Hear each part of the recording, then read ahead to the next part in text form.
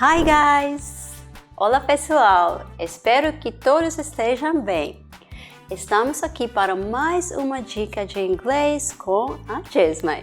Espero que a lição de hoje seja muito útil, porque vou falar sobre itens que usamos todos os dias em nossa cozinha.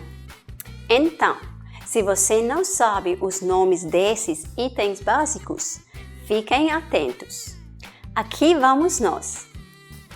Teacups, xícaras de chá. Saucers, pires. Coffee mugs, canecas de café. Plates, pratos. Bowls, tigelas. Knives, facas. Forks, garfos. Tablespoons, colheres de mesa. Teaspoons, colheres de chá.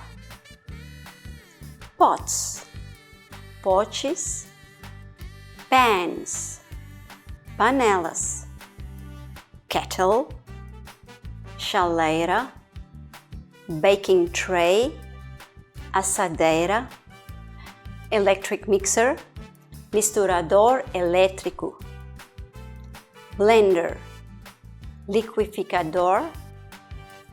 Refrigerator, geladeira.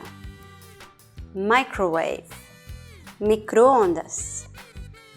Oven, forno. Incríveis, né, pessoal?